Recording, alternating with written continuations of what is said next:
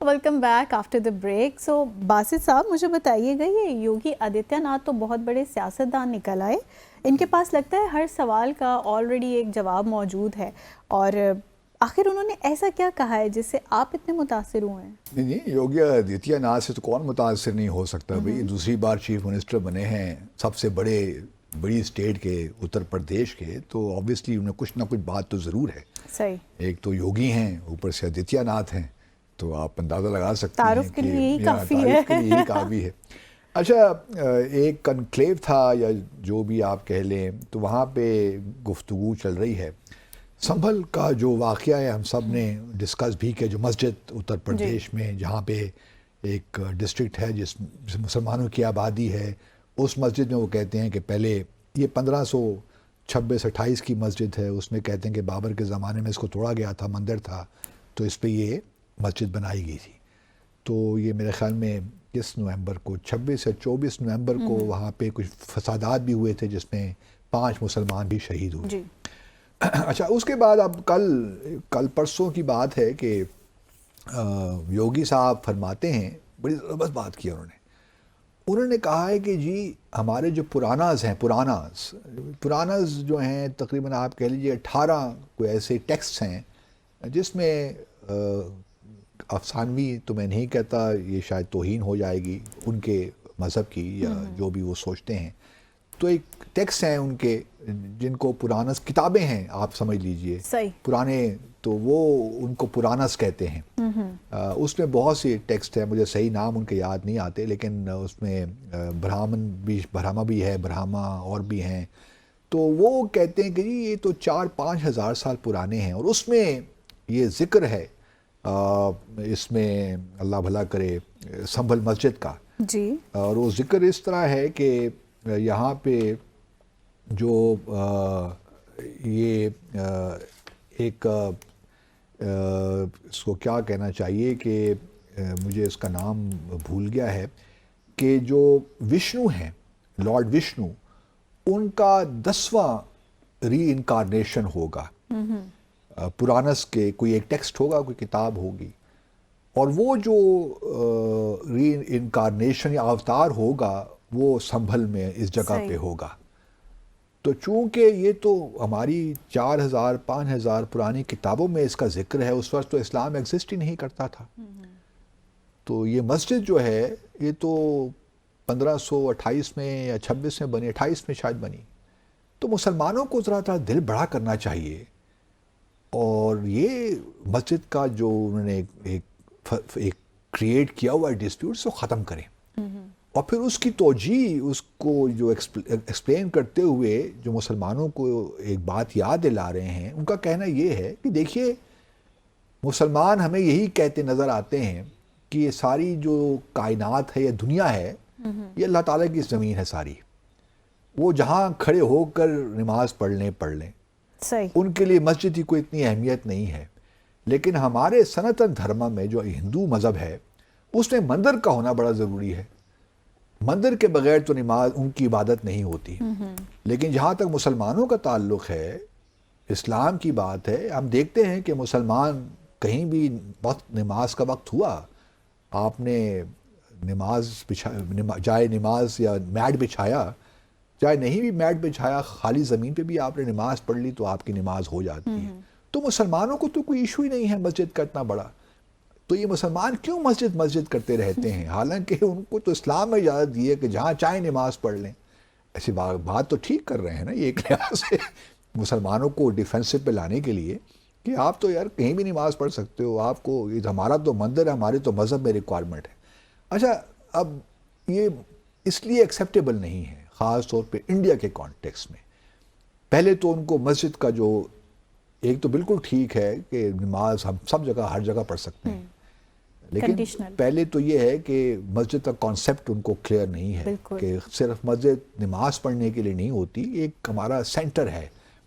Community centre بھی ہوتا ہے. اس میں کسی زمانے میں تاریخ دیکھیے تو یہ وہاں پہ ڈیسیشنز بھی یہی ہوتے تھے مسجدیں بیٹھ کر, پالیٹکس بھی یہاں پہ ڈسکس ہوتی تھی. لیکن چلیے ہم اس کو بھی فار ٹائم بینگ یہ نہیں لاتے, ہم صرف بھارت کی سچویشن کو دیکھتے ہیں.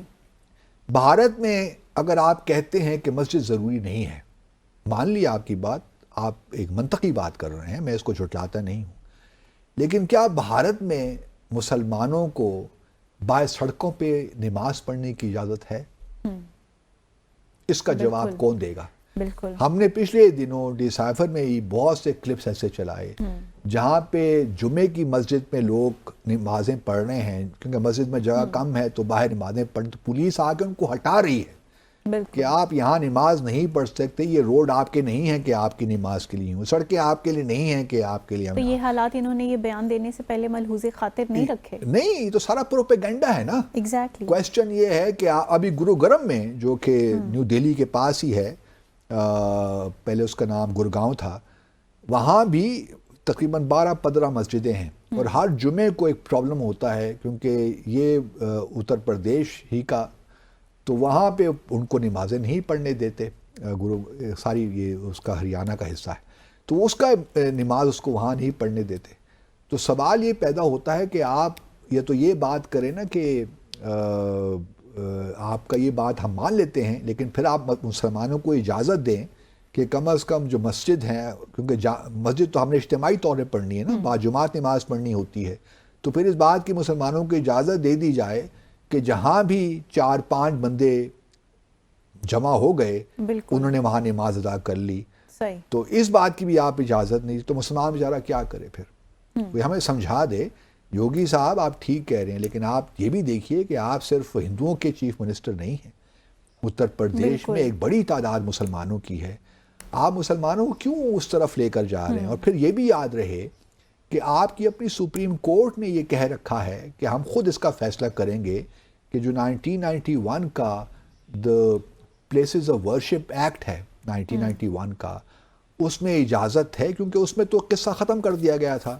کہ جی 1947 میں ایکچولی قصہ ختم ہو گیا تھا کہ 1947 سے پہلے جو بھی مساجد بن گئیں وہ بھی، اس پہ بھی کوئی ڈسپیوٹ نہیں ہوگا، جو بھی مندر بن گیا کوئی ڈسپیوٹ نہیں ہوگا، اس کے بعد کے جو معاملات ہیں اس کو ہم البتہ کنسیڈر کریں گے۔ اس کے بعد تو کچھ ہوا ہی نہیں، کسی مسلمان نے ایسا کیا ہی نہیں 47 کے بعد کہ کسی مندر کو گرا کر مسجد بنائی ہو، پہلے ہوا ہوگا، اس پہ کوئی انکار نہیں ہے، لیکن سوال یہ پیدا ہوتا ہے کہ جب آپ کی سپریم کورٹ نے یہ کہہ دیا ہے کہ ہم خود فیصلہ کریں گے کہ آیا 1991 کا جو the places of worship act ہے، وہ اس کے تحت آپ یہ سنبھل مسجد ہو یا وارانسی میں گیان وپی مسجد ہو یا اور مساجد جو اس وقت کانٹروورسیز جن کے کریٹ کی ہوئی ہے بھارت نے یا کچھ بھارتی ایکسٹریمسٹ، ہندو ایکسٹریمسٹ نے، تو وہ ہم خود فیصلہ کریں گے، اور 21 فروری کو اس کی ہیئرنگ بھی ہونی ہے اس کیس کی، صحیح تو آپ اس سے پہلے کیوں اپنی عدالت آپ نے لگا کر یہ فیصلہ سنا دیا؟ باعث یا تو یہ ہے کہ آپ کورٹ کو انفلوئنس کرنا چاہتے ہیں ان کے ڈیسیشن کو۔ بالکل، اب یہ بھی سنجیو possibility کھنہ ہے۔ صاحب جو ہیں چیف جسٹس، دیکھتے ہیں وہ کتنا اس سے انفلوئنس ہوتے ہیں، کیونکہ یہ کورٹ پہ پریشر بلڈ کرنے کی بات ہے نا، کہ یوگی آدتیہ ناتھ کوئی عام آدمی نہیں ہے۔ کچھ لوگ یہ بھی کہہ رہے ہیں کہ اگر امیت شاہ نہ ہوئے بھارت کے وزیر اعظم مودی کے بعد، تو پھر یہ تیسرے نیکسٹ ان لائن ہے، صحیح صحیح تو یہ بھی وزیر اعظم کے امیدوار ہو سکتے ہیں، کیونکہ آر ایس ایس ان کے پیچھے کھڑی ہے، یوگی ہے نا، بالکل تو ان کا جو مائنڈ سیٹ ہے وہ تو مودی صاحب سے بھی ایک قدم آگے ہے۔ یہ تو بار بار ہندوؤں کو یہی کہتے ہیں کہ اگر آپ ایک ساتھ نہ رہے، آپ متحد نہ ہوئے تو آپ کے ٹکڑے ٹکڑے ہو جائیں گے، آپ بکھر جائیں گے، تو آپ کے لیے ضروری ہے کہ آپ مسلمانوں کے خلاف یکجا ہو جائیں، تو یہ تو یہاں تک ترغیب دیتے ہیں ہندوؤں کو۔ تو اب یہ جو انہوں نے بات کی ہے ایک اوپن پبلک فورم میں، یہ بات ایک چیف منسٹر کو مناسب نہیں، وہ ان کو تو یہی کہنا چاہیے تھا، اگر کسی نے سوال پوچھ بھی لیا تھا سنبھل مسجد کے متعلق، تو ان کو یہی کہنا چاہیے تھا کہ جی دیکھیے یہ سپریم کورٹ میں اس کی ہیئرنگ ہو رہی ہے، اور 21 فروری کے بعد جو بھی سپریم کورٹ بھارت کی فیصلہ کرے گی ہم اس کو مانیں گے، ہم ایک ڈیموکریسی ہیں اور ہم ایک سیکولر کنٹری ہیں، سو کالڈ، بس وہ آپ نے ٹھیک کہا۔ تو اب ہم بھارت چلے سیکولر نہیں بھی کہتے، لیکن عدالتی فیصلے کو تو ماننا ہی پڑے گا نا، تو تھوڑا انتظار رادر دین یہ جب انہوں نے کہا تو مجھے یہ لگا کہ ایک تو وہ بالکل بڑا فرم نظر آئے کہ ہم نے مسلمانوں کو چھوڑنا نہیں ہے، اور پھر ساتھ ساتھ ایک یہ ہے کہ وہ سپریم کورٹ پر پریشر بلڈ کرنے کی کوشش کر رہے ہیں، اور سپریم کورٹ بھی پریشر میں آتی ہے. ہم نے دیکھا ہے بھارت میں صحیح.